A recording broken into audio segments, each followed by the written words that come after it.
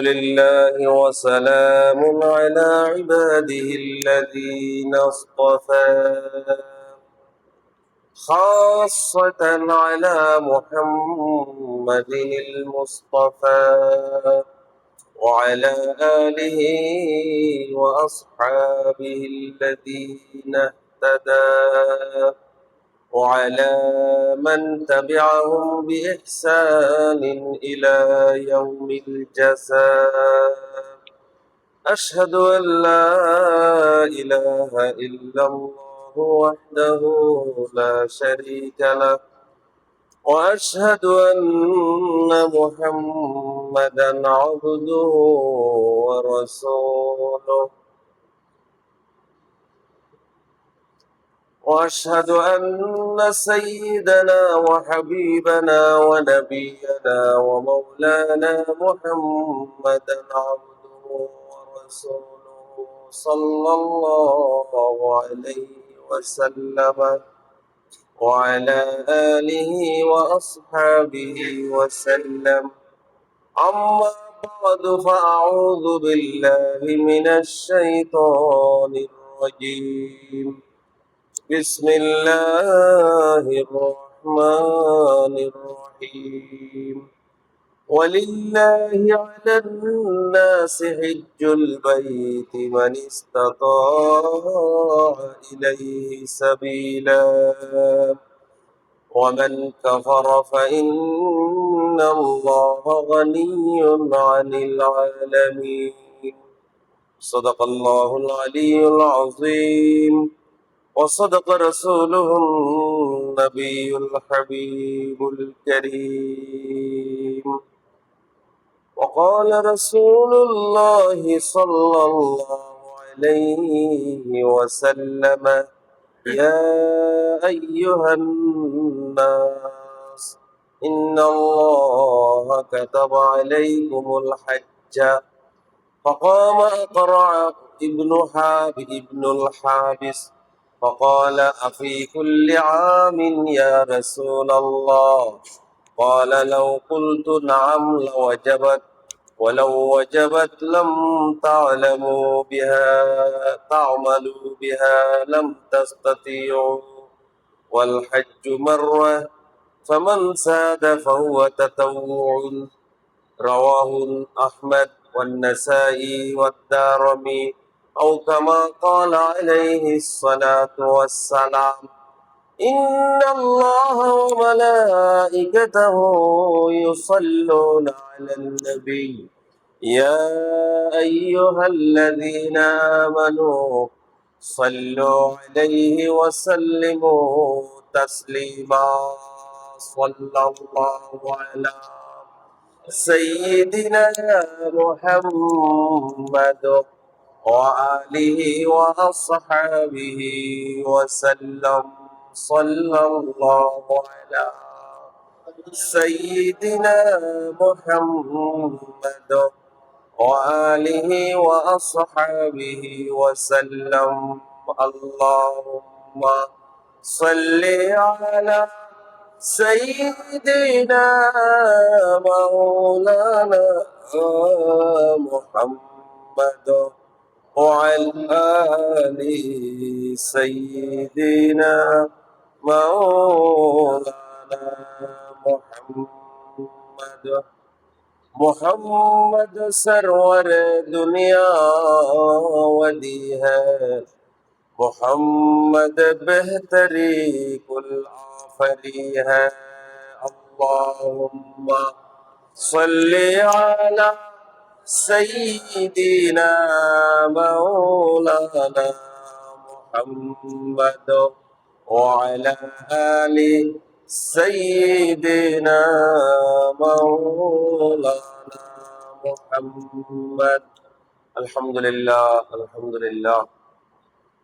আল্লাহ তাবারক ওয়া তাআলার মহান দরবারে লাখ কোটি শুকরিয়া প্রশংসা জ্ঞাপন করি যে রব্বুল ইজ্জত ওয়াল জালাল অত্যন্ত দয়া করে মেহেরবানি করে সমস্ত ব্যস্ততা বাদ দিয়ে আজকে 1447 হিজরি সনের পবিত্র হজ্জের মাস শাওয়াল মুবারকের 14 তারিখ দ্বিতীয় জুমাবার আল্লাহর ফরজ ইবাদত সালাতুল জুমা আদায়ের উদ্দেশ্যে আল্লাহ তাআলা আমাদেরকে আল্লাহর ঘরে আসার তৌফিক দিয়েছেন, সুযোগ করে দিয়েছেন, ব্যবস্থা করে দিয়েছেন।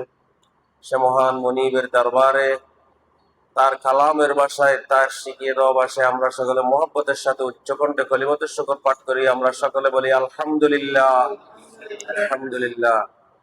জুমাবার অত্যন্ত বরকতময় দিন, মুবারক দিন, ফজিলতপূর্ণ দিন। মুসলমানদের জন্য এটাও একটা হজের দিন। রাসূল সাল্লাল্লাহু আলাইহি ওয়াসাল্লাম বলেছেন, ইন্না মিন সাইয়্যিদি আইয়ামিকুম ইয়াউমুল জুমআ, সপ্তাহের দিনগুলির মধ্যে, তোমাদের দিনগুলির মধ্যে সরদার হচ্ছে জুমার দিন। অর্থাৎ এটা অত্যন্ত ফজিলতের দিক দিয়ে, মর্তবার দিক দিয়ে, মর্যাদার দিক দিয়ে, সম্মানের দিক দিয়ে এটি সম্মানিত দিন। ফাকসিরু ফিহা সালাতা আলাইয়া, তোমরা জুমার দিন আমার প্রতি বেশি বেশি দরুদ শরীফ পাঠ করো। দরুদ শরীফ তো সবসময় পাঠ করা উম্মতের জন্য এটা মুহাব্বতের বিষয়, আল্লাহ রাসূলের হক। আমরা সবসময় পাঠ করি। যে আবাদতের মধ্যে দরুদ শরীফ হয় না, ওই আবাদতটা আল্লাহর দরবারে কবুল হয় না। তো আল্লাহ রাসূল বলেছেন, জুমার দিন তোমরা একটু বেশি করে দরুদ শরীফ পাঠ করবা। ফা ইন্না সালাওয়াতাকুম মারুদাতুন আলাইয়া, তোমাদের দরুদ শরীফ গুলো আমার কাছে পৌঁছে দেওয়া হয়। আল্লাহু আকবার। জন্য আমরা এজন্য আল্লাহ তাআলার স্পেশাল রহমতের ফেরেশতা আছে। পৃথিবীর যেই প্রান্তেই উম্মত আল্লাহ রাসূলের উপর দরুদ শরীফ পাঠ করে, তাদের দায়িত্ব হচ্ছে ওই দরুদ শরীফ গুলো আল্লাহ রাসূলের কাছে পৌঁছে দেওয়া। সুবহানাল্লাহ ওয়া বিহামদিহি। আমরা অত্যন্ত ভক্তি নিয়ে, শ্রদ্ধা নিয়ে, ভালোবাসা নিয়ে, ইখলাসের সাথে আল্লাহ রাসূলের উপর সব সময় দরুদ শরীফ পাঠ করার জন্য চেষ্টা করব। আল্লাহ তাআলা আমাদের সকলকে তৌফিক দান করুন, আমিন। দরুদ শরীফের অনেক ফজিলত, সেগুলো আজকের বিষয় নয়। তো সবসময় আমরা এই আমলটা করব। অন্তত দিনে 200 বার, 300 বার, 500 বার দরুদ শরীফ আমরা পাঠ করার জন্য চেষ্টা করব। যারা তরিকতের মধ্যে আছেন, অন্তত পক্ষে এশার নামাজের পরে তাদেরকে 500 বার দরুদ শরীফ পাঠ করা হয়। তো আরো বেশি, যে যেটুকু পারেন দরুদ শরীফ পাঠ করবেন। দরুদ শরীফের মাধ্যমে আল্লাহ তাআলা কি করেন, যে আল্লাহর হাবিবের উপর দরুদ শরীফ পাঠ করার মাধ্যমে আল্লাহ তাআলা তার বান্দার বিপদ আপদ দূর করে দেন এবং বান্দার আমলগুলো আল্লাহ তাআলা কবুল করেন। আর কি করেন, যে যে অন্তরের পেরেশানি, টেনশন, আর হচ্ছে টেনশনের কত ওষুধ হয়, কত রকমের দাবাই হয়, ওষুধ দারো হয়। টেনশন না যাক, চিন্তা পেরেশানি দুর্বল, টেনশন স্ট্রোক করে ফেলার টেনশন করতে করতে আল্লাহ রসুলের হাদিস, আল্লাহ রসুলের উপর দরুদ শরীফের মাধ্যমে আল্লাহ তাআলা উম্মতের দিলের পেরেশানি, টেনশন দূর করে দেন। আল্লাহু আকবার। দর্দ দিল কি দাওয়া হ্যায় সাল্লি আলা মুহাম্মদ, অন্তরের পেরেশানি, টেনশন দূর করার ঔষধ হচ্ছে, মহা ঔষধ হচ্ছে আল্লাহ রসুলের উপর দরুদ শরীফ পাঠ করা। সাল্লি আলা মুহাম্মদ, আল্লাহ রসুলের উপর দরুদ শরীফ পাঠ করা। তাউজ হর বালা হ্যায় সাল্লি আলা মুহাম্মদ, সব রকমের বিপদ আপদ, দুর্ঘটনা থেকে পরিত্রাণ পাওয়ার, মুক্তি পাওয়ার যে একটা অন্যতম বড় বিষয় হচ্ছে আল্লাহ রাসূলের দরুদ শরীফ পাঠ করা। সুবহানাল্লাহ ওয়া বিহামদিহি। আমরা এই আমলটা করব। একবার দরুদ শরীফ পাঠ করলে আল্লাহ তাআলা ওই বান্দার উপর 10 বার দরুদ শরীফ পাঠ করেন। আল্লাহু আকবার। আল্লাহ তাআলা উম্মত যখন আল্লাহ রাসূলের উপর দরুদ শরীফ পাঠ করে, আল্লাহ তাআলা ওই বান্দার উপর, রাসূলের ওই উম্মতের উপর, আল্লাহর ওই বান্দার উপর আল্লাহ তাআলা 10 বার দরুদ শরীফ পাঠ করেন। আল্লাহ রসুল বলেন যে আমার উপর যখন আমার কোন উম্মত দরুদ শরীফ পাঠ করে, আল্লাহ তাআলা তার উপর, আরেক হাদিসে বলা হয়েছে, 10টি রহমত নাজিল করেন, 10টি গুনাহ মাফ করে দেন, 10টি মর্যাদা বুলন্দ করে দেন। সুবহানাল্লাহ। তো এই কাজগুলো করতে গিয়ে আমাদের পুরো টাকা পয়সা খরচ হবে? এগুলা হচ্ছে আমাদের যে মনের খেয়াল, জ্ঞান, বাসনা, আল্লাহ রসুলের উপর প্রতি আমাদের ভক্তি, ভালোবাসা, শ্রদ্ধার একটা অভিপ্রায়। আমরা এই কাজগুলো কখনো বাদ দেব না। বিশেষ করে আজকে জুমার দিনের আমলগুলোর মধ্যে অন্যতম একটা বড় আমল হলো আল্লাহ রসুলের উপর দরুদ শরীফ পাঠ করা। সুবহানাল্লাহ। তো যা হোক, আমরা আজকে যে বিষয়ে আলোচনা করার জন্য মনস্থ করেছি সেটা হলো হজ। যে হজের মাস শুরু হয়েছে, তো হজের মূল কাজগুলো হয় কখন? ওই জিলহজ মাসে। কিন্তু হজের জন্য প্রস্তুতি নেওয়া হয় যে কি থেকে, শাওয়াল মাস থেকে। শাওয়াল, যুলকাদা এবং যুলহজ্জা, এগুলো হচ্ছে হজের মাস। আহ, তো এখন তো যে প্রযুক্তির কারণে, বিমান, এগুলার কারণে খুব কম সময়ে হজের প্রস্তুতি নেওয়া যায়। আবার এটার জন্য রেজিস্ট্রেশন করতে হয় 1 বছর 1.5 বছর আগে থেকে। তো সে যা হোক, তো আমরা আজকে হজ সংক্রান্ত কিছু কথা বলার জন্য শেষ করার চেষ্টা করব। বেশি কথা বলার তো সময় সুযোগ হবে না, সব কথা বলাও সুযোগ হবে না। যেটুকু সম্ভব হয় আমাদের জন্য প্রয়োজনীয় সেটা আল্লাহ তাআলা আমাদেরকে বলার জন্য তৌফিক দান করুন, আমিন। যে আল্লাহ রাব্বুল আলামিন কুরআনুল কারীমে ইরশাদ করেন, ওয়ালিল্লাহি আলান নাসি হিজ্জুল বাইতি মান ইসতাতা ইলাইহি সাবিলা।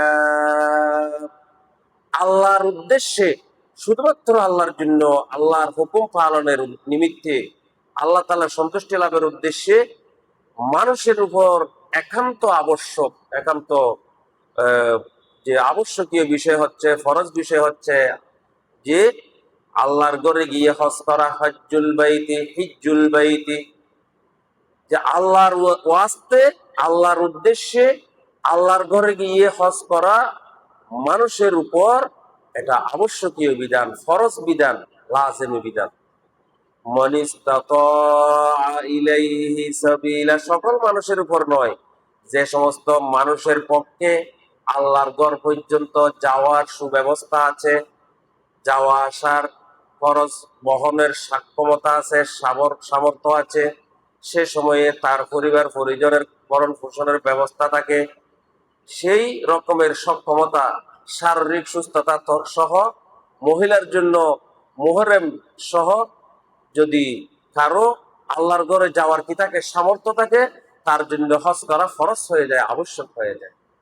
হলে হজ এটা ইসলামের একটা মূল বিষয়গুলোর, বুনিয়াদী বিষয়গুলোর অন্যতম একটা বুনিয়াদী বিষয় হচ্ছে হজ।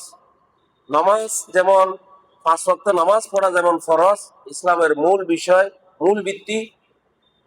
রমজান, পুরা রমজান মাস ব্যাপী রোজা পালন করা যেমন ফরজ, ফরজ বছরে একবার নিজের নেশাব পরিমাণ মালের অধিকারী সম্পদশালীর উপর যাকাত দেয়া যেমন ফরজ, তেমনি ভাবে জীবনে একবার আল্লাহর ঘরে গিয়ে হজ করাও বান্দার উপর ফরজ। সুবহানাল্লাহ। তাহলে আল্লাহর ঘরে গিয়ে জীবনে একবার হজ করা ফরজ। প্রতি বছর যাদের সামর্থ্য আছে গিয়ে হজ করে, সেটা হচ্ছে মুস্তাহাব। কিন্তু জীবনে একবার করা কি ফরজ, জীবনে একবার হজ করা ফরজ। হাদিস শরীফের মধ্যে রাসূল সাল্লাল্লাহু আলাইহি ওয়াসাল্লাম ইরশাদ করেছেন, বুনিয়াল ইসলামু আলা খামসিন, ইসলাম পবিত্র জীবন ব্যবস্থা, ইসলাম 5টি মূল বিষয়ের উপর প্রতিষ্ঠিত হয়েছে, মূল স্তম্ভের উপর প্রতিষ্ঠিত। এর মধ্যে একটা হলো শাহাদাতু আল্লা ইলাহা ইল্লাল্লাহ ওয়া আন্না মুহাম্মাদার রাসূলুল্লাহ, একতার সাক্ষ্য দেয়া যে আল্লাহ ছাড়া আর কোনো ইলাহ নাই, মাবুদ নাই, উপাস্য নাই, জীবনদাতা নাই, মৃত্যুদাতা নাই, রিজিকদাতা নাই, যে একমাত্র ইবাদত পাওয়ার মালিক হচ্ছে, সত্তা হচ্ছে এক আল্লাহ। হযরত মুহাম্মদ সাল্লাল্লাহু আলাইহি ওয়াসাল্লাম আল্লাহর প্রিয় বান্দা ও রাসূল, একতার সাক্ষ্য দিয়া, এটাকে সংক্ষেপে ঈমান। ইসলামের মূল বুনিয়াদী বিষয় হচ্ছে 1 নম্বরে কি ঈমান। 1 নম্বরে কি ঈমান। ঈমান অর্থাৎ একতার সাক্ষ্য দিয়া যে আল্লাহ ছাড়া আর কোনো ইলাহ নাই, মুহাম্মদ সাল্লাল্লাহু আলাইহি ওয়াসাল্লাম আল্লাহর বান্দা ও রাসূল। 2, ওয়া ইকামাস সালাহ, নামাজ চালু রাখা, নামাজ কায়েম করা। দিনে রাতে 5 ওয়াক্ত নামাজ আল্লাহ তাআলা বান্দার উপর ফরজ করে দিয়েছেন। এই 5 ওয়াক্ত নামাজ ঠিকভাবে রাখা, ওয়াক্ত মতে আদায় করা। দিনে রাতে কয় ওয়াক্ত নামাজ? 5 ওয়াক্ত নামাজ। 17 রাকাত নামাজ হচ্ছে ফরজ। কত রাকাত? দিনে রাতে 5 ওয়াক্ত, 5 ওয়াক্তের মধ্যে 17 রাকাত নামাজ ফরজ। ফজরে 2 রাকাত ফরজ, জোহরে 4 রাকাত ফরজ, আসরে 4 রাকাত ফরজ। কত হলো? 10 রাকাত। মাগরিবের 3 রাকাত ফরজ। কত হলো? 13 রাকাত। এশারের 4 রাকাত ফরজ। কত হলো? 17 রাকাত। এরপরে 3 রাকাত ওয়াজিব। এরপর 3 রাকাত কি? হানাফি মাযহাব মতে 3 রাকাত বিতিরের নামাজ ওয়াজিব। মোট কত রাকাত হলো? 20 রাকাত। তাহলে 17 রাকাত ফরজ, 3 রাকাত ওয়াজিব, বিতিরের নামাজ ওয়াজিব। এই দিনে রাতে 5 ওয়াক্তের মধ্যে এই 17 রাকাত নামাজ ফরজ। এর আগে ফজরের ফরজ আদায়ের আগে 2 রাকাত সুন্নতে মুআক্কাদা, এবং জোহরের আগে 4 রাকাত সুন্নতে মুআক্কাদা, পরে 2 রাকাত সুন্নতে মুআক্কাদা। আসরের আগে 4 রাকাত সুন্নতে জায়েদা, অন্তত 2 রাকাত হলেও পড়া। তারপরে মাগরিবের পরে 2 রাকাত সুন্নতে মুআক্কাদা, এবং হাদিস শরীফের মধ্যে গুরুত্ব সহকারে বর্ণিত হয়েছে এরপরে 6 রাকাত আওয়াবিনের নামাজ, আওয়াবিন, সালাতুল আওয়াবিন, মাগরিবের সময়, মাগরিবের পরে। এরপরে এশার আগে 4 রাকাত সুন্নতে জায়েদা, পরে 2 রাকাত সুন্নতে মুআক্কাদা। এই নামাজগুলো দিনে রাখতে 5 ওয়াক্ত নামাজ যে ঠিক রাখা, এটা ইসলামের একটা মূল বুনিয়াদী বিষয়। তাহলে কয়টা গেল? ঈমান, নামাজ, তারপর হচ্ছে ওয়াইতাজ যাকাত, 3 নম্বরে যাকাত আদায় করা। যাদের নেশাব পরিমাণ সম্পদ আছে, আমরা শেষ রমজানের যাকাতের আলোচনার সময় বলেছিলাম, সেই সময়ে বাজার দর অনুসারে সর্বনিম্ন যে বাজারের আমাদের দেশে উন্নত মানের রূপার মূল্য হিসাবে আজকের তারিখে কত আমি জানি না অবশ্য, ওই সময় যেটা আমি হিসাব করে দেখলাম বাজার দরে তালাশ করে, যে উন্নত মানের যে দামি রূপা যেটা আছে, যেটার মূল্য, যেটা 52 তোলার রূপা পরিমাণ, ওই সময়ে 3,61,000, 3,61,000। যদি কারো তাকে উদ্বৃত্ত থাকে, অতিরিক্ত থাকে, মৌলিক খরচের পর, বাসা ভাড়া, খানা পিনা, চিকিৎসা, ছেলে মেয়েদের শিক্ষা দীক্ষা, এগুলার পরে অতিরিক্ত যদি থাকে এবং সেটা 1 বছর পরিমাণ হয়, তার জন্য কি যে সম্পদ 40 ভাগের 1 ভাগ, 2.5 টাকা করে যাকাত দেওয়া তার জন্য ফরজ হয়ে যায়। সুবহানাল্লাহ ওয়া বিহামদিহি। হ্যাঁ, এরপরে যে চতুর্থ বা পঞ্চম মূল বুনিয়াদী বিষয় যেটা ওয়াল হাজ্জু, হজ করা। জীবনে একবার আল্লাহর ঘরে গিয়ে হজ করা বন্দার উপর আল্লাহ তাআলা ফরজ করে দিয়েছেন, তবে সবার জন্য নয়। যাদের কি আছে, সামর্থ্য আছে, আল্লাহ বর্তমানে প্রায়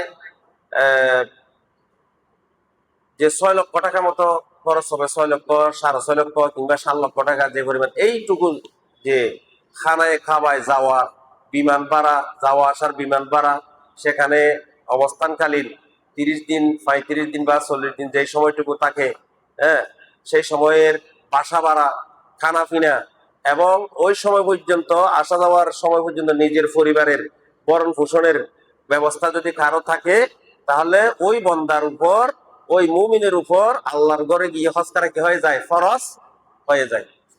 যদি কেহ হজের ফরজিয়তকে অস্বীকার করে, তাহলে সে আর কি নাই? মুমিন নাই। হজ পালনকে হদে নাউজুবিল্লাহ না হলে যে হজ নাসিং কিল্লারি ওটাই না আল্লাহ, এরকম যদি মনে করে, তাহলে সে আর, তার ভিতরে আর ইমান নেই, সে মুমিন থেকে খারিজ হয়ে গেছে। তাহলে হজকে যদি কেহ অস্বীকার করে, সে আর মুমিন থাকে না, সে কাফের হয়ে যায়। ইসলামের কোন বিধান অস্বীকার করার সুযোগ নেই। পালন না করছে এর জন্য সখ্ত গুনাহগার হবে, কবিরা গুনার মধ্যে মুবতালা হবে, কিন্তু অস্বীকার করলে সে আর কি থাকে না? মুমিন থাকে। জন্য যে জীবনে একবার হজ করা, আল্লাহর ঘরে গিয়ে, যার শরীর সুস্থ আছে, দৃষ্টিশক্তি ভালো আছে, চলাচলের জন্য পা ভালো আছে, ছেলের শরীর সুস্থ, শরীর, টাকা পয়সা আছে, তাহলে তার জন্য জীবনে একবার আল্লাহর ঘরে গিয়ে হজ করা তার জন্য ফরজ। মহিলা হলে তার জন্য ডবল, তার সাথে মুহররম থাকতে হবে। স্ত্রীর টাকা পয়সা, মহিলার কি আছে? টাকা পয়সা আছে, তাহলে তার সাথে এমনে আরেকজনকে সাথে করে দিলে হবে না। ইসলাম সেই রকমের কঠিন আরোপ করে নাই। হ্যাঁ, আরোপ করে আমাদের এজেন্সি গুলো আরেকজনের নামে করে দেয়, নাউজুবিল্লাহ। সেরকম করার কথা বিধান ইসলামের মধ্যে নাই। হয়তো তার স্বামী থাকতে হবে, অথবা তার মুহররম, মুহররম মানে যার সাথে বিবাহ হওয়া ওই মহিলার জন্য হারাম, সেরকম কোন পুরুষ থাকতে হবে। সেটা তার ছেলে হতে পারে, সেটা তার পিতা হতে পারে, ভাই হতে পারে, নাতি হতে পারে, এরকম তার ভাইফুত অথবা বাগিনা, এরকমের কেহ যদি সাথে থাকে তাহলে তার জন্য কি আল্লাহর ঘরে গিয়ে হজ করা ফরজ। সেরকমের কেহ নাই, কিন্তু তার তার তার হজ করার মতো কে সামর্থ্য আছে, টাকা পয়সা আছে, এবং তাহলে তার যদি এরকম সামর্থ্য থাকে যে আরেকজন মুহররমকে খরচ পাতি দিয়ে তার সাথে নেয়ার সক্ষমতাও আছে, তাহলে সেভাবে করে হলেও সে কি করে নিবে, সক্ষম। সেই রকম থাকলে তার জন্য হজ করা কি হয়ে যাবে, ফরজ হয়ে যাবে। তাহলে কোনো মহিলা মুহররম ছাড়া কিংবা তার স্বামী ছাড়া হজে যাওয়া তার জন্য কি নাই, জায়েজ নাই। লা ইয়াখলুওয়ান্না বিইমরাতিন ইল্লা ওয়া মাআহা যু মুহরামিন। কোন মহিলা একাকী কোন সফরে যাবে না, সেটা হজের সফর হোক অন্য যে কোনো সফর হোক, যদি তার সাথে তার স্বামী কিংবা তার কি না থাকে, তার মুহররম, তার সাথে তার কোনো মুহররম ব্যক্তি না থাকে, তার জন্য ঘর থেকে বের হওয়া, সফরে বের হওয়া তার জন্য জায়েজ নাই। তো এখন আমাদের দেশে যে মেয়েগুলা আরেকজনকে, আপনারা খোঁজ নিয়ে দেখবেন, সেখানে নিশ্চয় কোনো না কোনো আরেকজনকে হয়তো তার বাপ বানিয়ে দেওয়া হয়েছে অথবা তার স্বামী বানিয়ে দেওয়া হয়েছে। এটা কবিরা গুনাহ। এরকমের করে শরীয়তে এই বিধান দেওয়া হয়নি। এরকম কঠিন কাজ করার, এটা তো একটা চরম অন্যায়, শরীয়ত বিরোধী কাজ, সেই কাজ করার দরকার নাই। এগুলো একটু খেয়াল রাখবেন আপনারা। এরপরে যে তাহলে আমি বলছিলাম যে জীবনে একবার হজ করা ফরজ। জীবনে একবার হজ করা কি ফরজ। হজকে যদি কেউ অস্বীকার করে, সে কি আর মুমিন থাকবে, না মুমিন থেকে বা খারিজ হয়ে যাবে? খারিজ হয়ে যাবে। আবার উমরা করা, এটা ছোট হজ। উমরা করলে হজের ফরজ আদায় হবে না। উমরা বছরের যে কোনো সময় করা যায়। উমরা ফরজ নয়, উমরা হচ্ছে সুন্নাহ, মুস্তাহাব, কিন্তু হজ হচ্ছে ফরজ। আপনি বারবার প্রতি বছর কয়েকবার করে উমরা করেন কিন্তু হজ করেন নাই, তাহলে আপনি এখন ভুলের মধ্যে আছেন। আপনাকে হজ করতে হবে, আপনার আল্লাহর ঘরে গিয়ে হজ করতে হবে। অন্তত একবার আপনাকে আল্লাহর ঘরে গিয়ে হজ করতে হবে সামর্থ্য থাকলে। তো রাসূল সাল্লাল্লাহু আলাইহি ওয়াসাল্লাম একদিন বক্তব্য রাখতেছিলেন, খুতবা দিচ্ছিলেন। আল্লাহ রাসূল বলেন, ইয়া আইয়ুহান নাস, ও মানব মণ্ডলী, ইন্নাল্লাহা কাতাবা আলাইকুমুল হাজ্জা, আল্লাহ তাআলা তোমাদের উপর হজকে ফরজ করে দিয়েছেন, নির্ধারণ করে দিয়েছেন, আবশ্যক করে দিয়েছেন, লিপিবদ্ধ করে দিয়েছেন। এই সময় আল্লাহ রাসূলের সামনে উপস্থিত সাহাবী হযরত আকরা ইবনুল হাবিস রাদিয়াল্লাহু আনহুম, তিনি দাঁড়িয়ে বললেন, আফি কুল্লি আমিন ইয়া রাসূলুল্লাহ, ও আল্লাহর রাসূল, প্রতি বছর কি হজ করা আমাদের উপর ফরজ? তখন ক্বালা, আল্লাহর রাসূল জবাব দিলেন, ইরশাদ করলেন, লাউ কুলতু নাম। দেখেন আল্লাহ তাআলা আল্লাহর পয়গম্বরকে কত বড় পাওয়ার দিয়েছেন, ক্ষমতা দিয়েছেন, যে আল্লাহ রাসূল বলেন যে তোমরা যে জিজ্ঞাসা করেছো প্রতি বছর হজ করা কি ফরজ, যদি আমি বলতাম উত্তরের মধ্যে হ্যাঁ বলে একটা শব্দ শুধু উচ্চারণ করতাম, ইয়েস ইংরেজিতে, আরবি ভাষায় নাম, আমি যদি এই নাম শব্দটা উচ্চারণ করে দিতাম, তাহলে লাওয়াজিবাত, তোমাদের জন্য প্রতি বছর হজ করা ফরজ হয়ে যেত। সুবহানাল্লাহ। লাউ ওয়ালাউ ওয়াজাবাত লাম তা'মালু, আর যদি তোমাদের উপর হজ ফরজ হয়ে যেত আর তোমরা যদি সেটা পালন না করতে, লাম তাস্তাতিউ, কিংবা তোমরা সক্ষম না হতে, তাহলে তোমরা গুনাহের মধ্যে শামিল হয়ে যেতে। তোমরা, তোমাদের উপর হজ ফরজ হয়ে যেত, কিন্তু প্রতি বছর হজ করা তোমাদের পক্ষে কি হতো না, সম্ভব হতো না, তোমাদের সক্ষম হতো না। জন্য যে জীবনে একবার হজ করা ফরজ, প্রতি বছর হজ করা কি নয়, ফরজ নয়। ওয়াল হাজ্জু মাররাতান, হজ হচ্ছে জীবনে একবার। ফামান যাদা ফাহুয়া তাতাওউন, যার শক্তি আছে, সামর্থ্য আছে, টাকা পয়সা আছে, প্রতি বছর হজ করতে যেতে পারে, সেটা তার জন্য মুস্তাহাব। তাহলে জীবনে একবার হজ করা ফরজ, প্রতি বছর করা, বারবার করা, এটা মুস্তাহাব। এরপরে দেখেন যে হজ এটা একটা আমল, ভালো আমলগুলোর মধ্যে একটা, উত্তম আমলগুলোর মধ্যে একটা অন্যতম আমল হচ্ছে হজ করা। আইয়ুল আমালি আফদাল, সাহাবায়ে কেরামরা আরজ করলেন, ইয়া রাসূলুল্লাহ আইয়ুল আমালি আফদাল, ও আল্লাহর রাসূল, কোন আমলটি সবচেয়ে বেশি উত্তম? তখন আল্লাহর রাসূল বললেন, ক্বালা ঈমানুন বিল্লাহি ওয়া রাসূলিহি, আল্লাহ এবং আল্লাহর রাসূলের প্রতি ঈমান আনা, একতার সাক্ষ্য দিয়া যে লা আশহাদু আল্লা ইলাহা ইল্লাল্লাহু وأشهد أن محمدا رسول الله। এই উত্তর দিলেন। সাহাবায়ে কেরামরা আবার প্রশ্ন করলেন। কিলা, আল্লাহ রাসূলকে আবার প্রশ্ন করা হলো, সুম্মা মাযা, ইয়া রাসূলুল্লাহ, এরপরে উত্তম কাজ কি? ক্বালা জিহাদুন ফি সাবিলিল্লাহ, আল্লাহর পথে চেষ্টা সাধনা করা, আল্লাহর দ্বীনকে কায়েম করার জন্য, আল্লাহর দ্বীনকে চালু রাখার জন্য চেষ্টা সাধনা করা, পরিশ্রম করা, কষ্ট করা, দাওয়াত পৌঁছায় দেয়া। তখন সাহাবায়ে কেরামরা আবার প্রশ্ন করলেন, কিলা সুম্মা মাযা ইয়া রাসূলুল্লাহ, এরপরে উত্তম কাজ কি?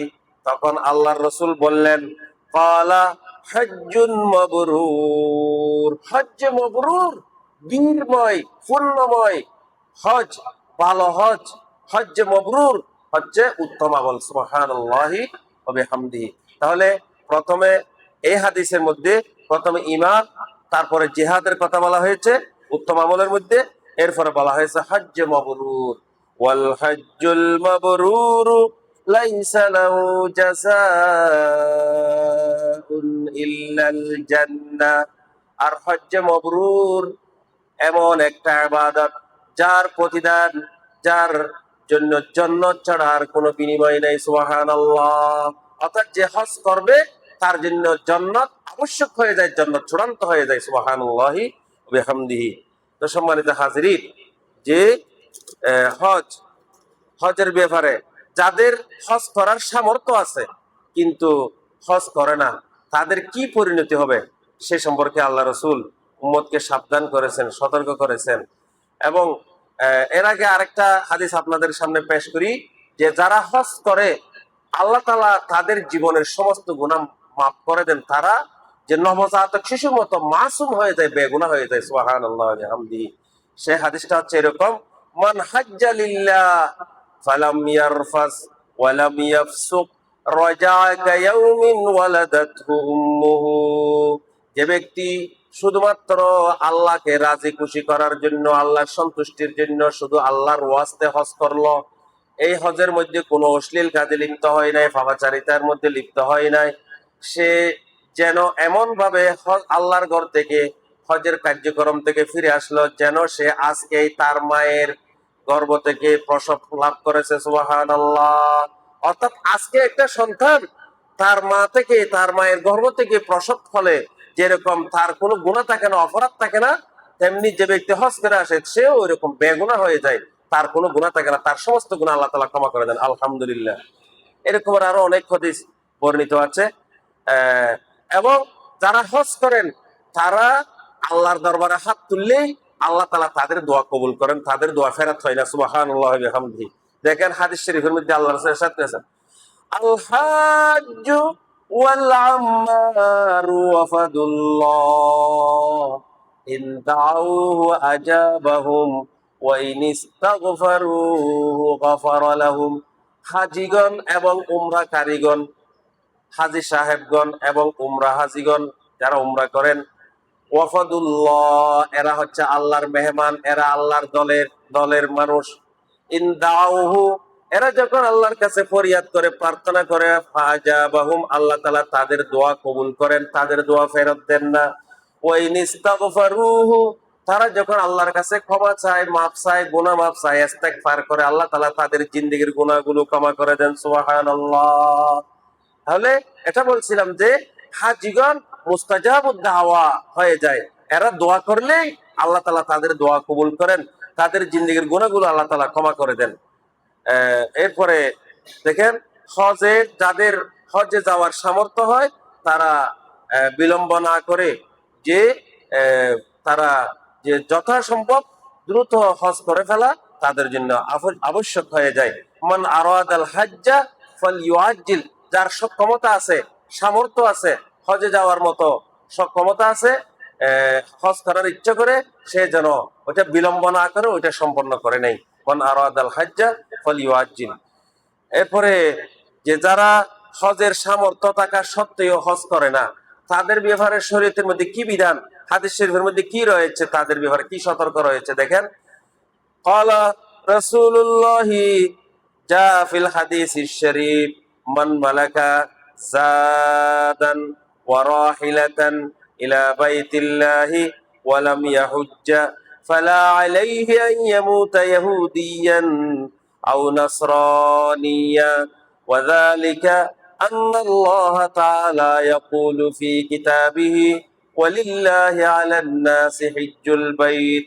যে ব্যক্তির কি আছে, হজে যাওয়ার প্রয়োজনীয় পাথেয় আছে, সক্ষমতা আছে, আল্লাহর ঘরে পৌঁছার জন্য বাহন আছে, অর্থাৎ প্লেন ভাড়া যেটুকু দরকার। আগের জামানায় তো মানুষ ওই ঘোড়ার পিঠে আরোহণ করে, উটের পিঠে আরোহণ করে যেতেন, সেজন্য রাহিলাতুন বলা হয়েছে।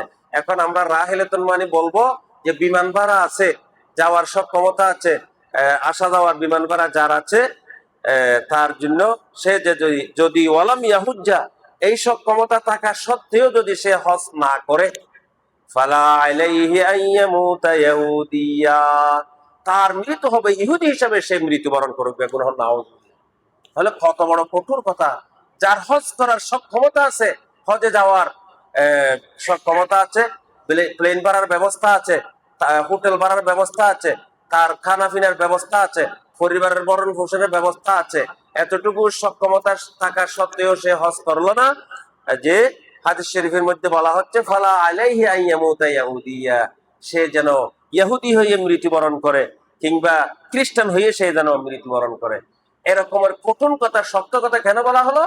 ওয়াযালিকা আন্নাল্লাহা ইয়াকুলু ফি কিতাবিহি ওয়ালিল্লাহি আলান নাসি হিজ্জুল বাইতি মান ইসতাতা ইলাইহি সাবিলা।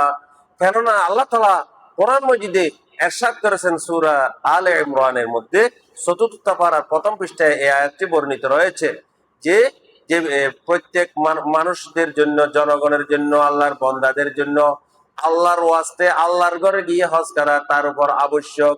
যে ব্যক্তির কাছে কি আছে, সক্ষমতা আছে, মনিস্তাতা ইলাইহি সাবিলা, তার প্রয়োজনীয় পাতেও টাকা পয়সা, টিকিট খরচ, তার ভিসা, পাসপোর্ট এগুলার কি আছে, ব্যবস্থা আছে, এই সক্ষমতা থাকলে মানুষের উপর আল্লাহর ওয়াস্তে আল্লাহর ঘরে গিয়ে হাজিরা দেওয়া, হজ করা আবশ্যক হয়ে যায়।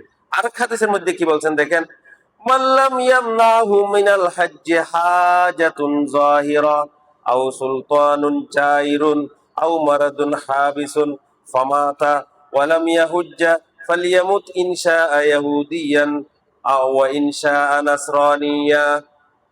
যে ব্যক্তির হজে যাওয়ার সক্ষমতা আছে, কিন্তু তার জন্য কি হলো না, কোনো সরকারি বাধা বিপত্তি নাই, কোনো জরুরি অবস্থা তার উপর জারি হলো না, কিংবা সে কোনো কঠিন রোগেও আক্রান্ত হলো না, তার চোখ নষ্ট হয়ে যাওয়া, পা নষ্ট হয়ে যাওয়া, এরকমের কোনো যে কঠিন রোগেও সে আক্রান্ত হলো না, ফমাতা, এই অবস্থায় সে মারা গেল, ওয়ালাম ইয়াহুজ্জা, হজ না করেই মারা গেল, ফালিয়ামুত, সে যেন সে তার মনে চাইলে সে ইহুদি হয়ে মারা যান, কিংবা সে খ্রিস্টান হয়ে মারা যান।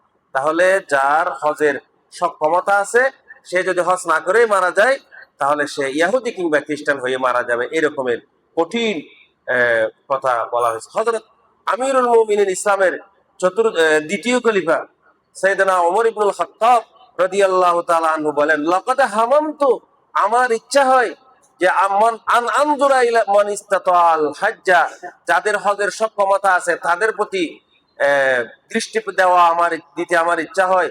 ফলাম ইয়াহুজ্জা, যদি তারা হজ না করে, ফাদাউ আলাইহিমুল জিজিয়া মা হুম ইনদি বিমুসলিমিন, আমার অভিপ্রায় হচ্ছে আমি তাদের উপর কর নির্ধারণ করে দিই। কর হচ্ছে যে মুসলিম রাষ্ট্রে যারা যে সকল অমুসলিম বাস করে, তাদেরকে একটি মুসলিম সরকারকে, ইসলামী সরকারকে কিছু কর দিয়ে থাকতে হয়।